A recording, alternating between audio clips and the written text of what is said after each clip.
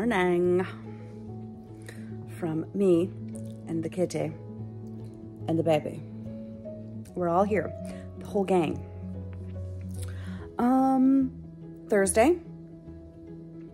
It's Thursday, October 27th. I am just chilling out, man. It is, what time is it? 8 o'clock.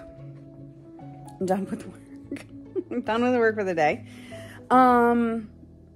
And I think I'm just gonna hang out this morning. I'm gonna go to my friend's house this afternoon to help her pack cookies. So that'll be fun. I haven't seen her in a minute. I talk to her like almost every day, but haven't hung out with her in a little bit. So I'm excited about that. Update about headlights. My husband and I have decided. I think I'm just going to get new headlights and I'm just going to put them in and see what happens. I was hesitant to do so because if they blow again, if there's some sort of electrical problem with the car and I'm out driving at night, it could be dangerous. However, my high beams are working. My daytime running lights are working.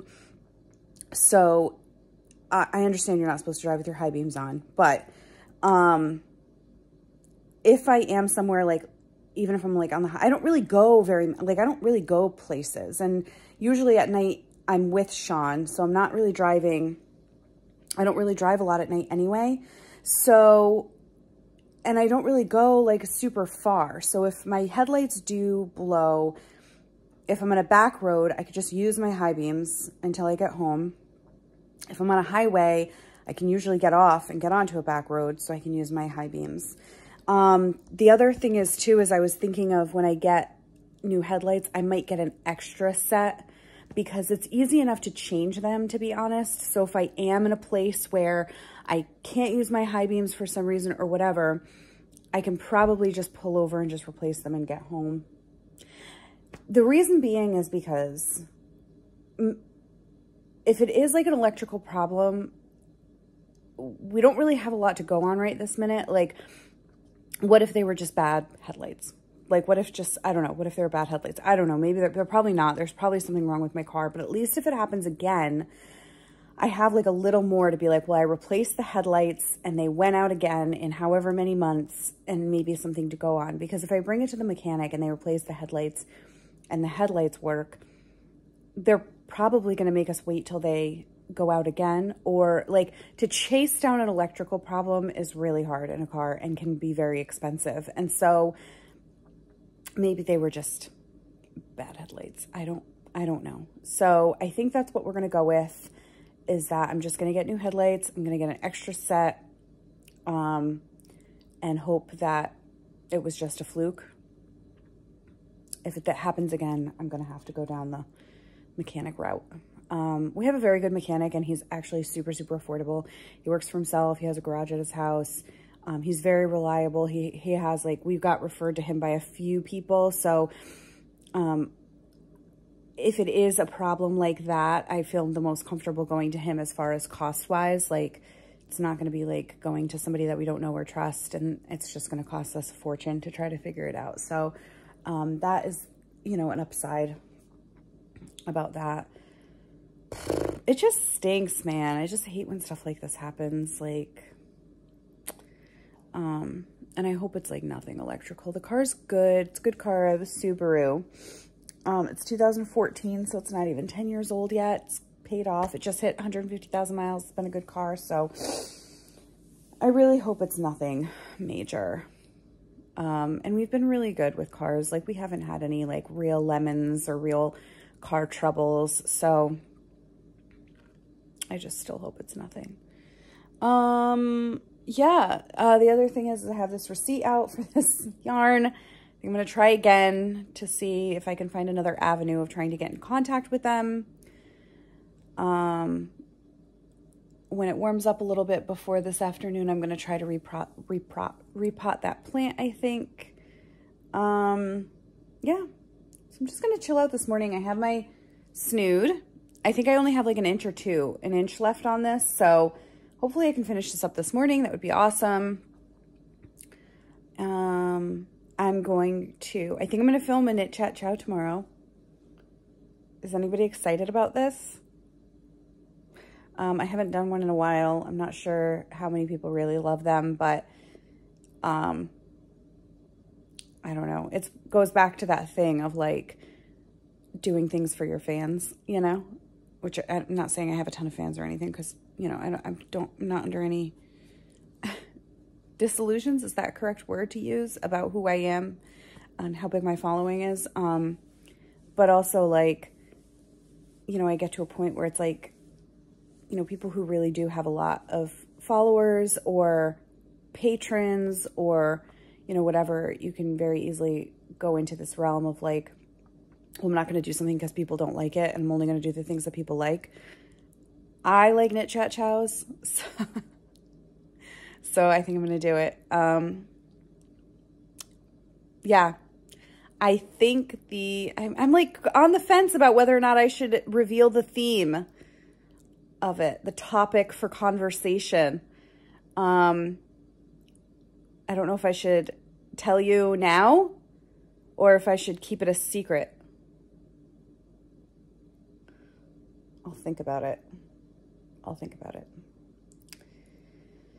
Oh, I really hope I can get refunded on this yarn.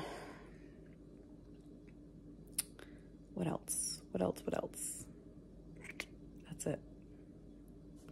That's it, I think. Anyway, all right.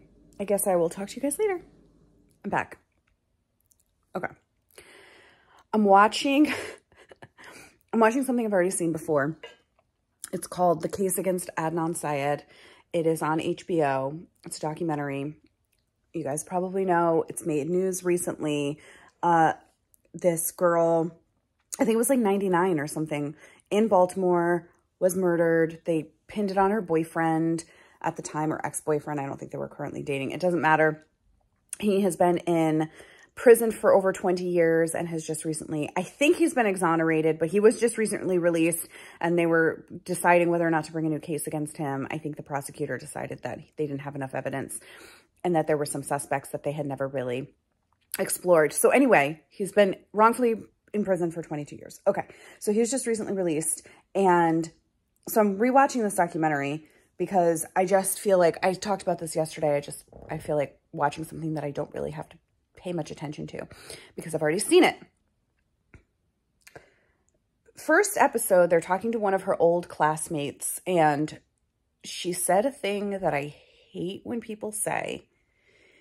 She was talking about what Heyman, who's the victim, was wearing. Okay, she was talking about what she was wearing the last time she saw her. And she said, I remember exactly what she was wearing because I have a photographic memory. Okay. I understand that photographic memories exist. It's not that I doubt that photographic memories exist. I believe that they do. I don't like when just people say them, especially when it's like, is that true? I need to look this up. I'm going to look it up, and I'm going to try to put it on the screen of how many people, documented people, actually have photographic memories. Like, how common is a photographic memory, first of all? So the likelihood of you having one is low because generally speaking, most people don't. Okay, fine. Maybe she does have a photographic memory. I remember because I have a photographic memory. Okay. I am now 15 minutes into the film. She may have said this. She may have said it 10 minutes ago. I don't think it was that long ago. But anyway, she's talking about being in class with her. She says, I don't remember exactly how we met. It just feels like I knew her forever. Girl, you have a photographic memory and you can't remember how you met her? Really? You can remember exactly what she was wearing on the day that she went missing because you have a photographic memory, but you can't remember how you met one of your really good friends. I don't believe it. Not buying it. Sorry, girl. Not buying it. Debbie. I'm not going to put it on the screen because I just looked it up. First of all, they don't have any evidence that photographic memories actually really exist.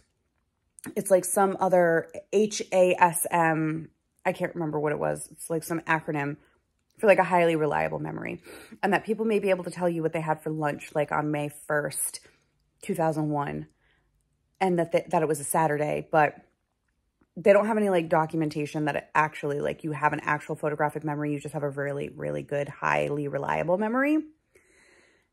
And people who have that there's less than 100 people worldwide. 100 people worldwide. So the likelihood of this person, sometimes I really love statistics. Like, statistically speaking, the likelihood that a person knows someone who was kidnapped, or knows someone who was murdered, or knows someone who was, like, went missing and that kind of thing. Like, statistically speaking, even though it happens a lot, statistically speaking, it's really not super high anyway. So the statistically speaking that you know this person who had this tragic event happen to her, and also that you have a photographic memory, are near impossible, by the way. Just the odds are practically impossible, just so you know. So you caught yourself when you said, I remember what she was wearing, I have a photographic memory. I don't really remember how I met her.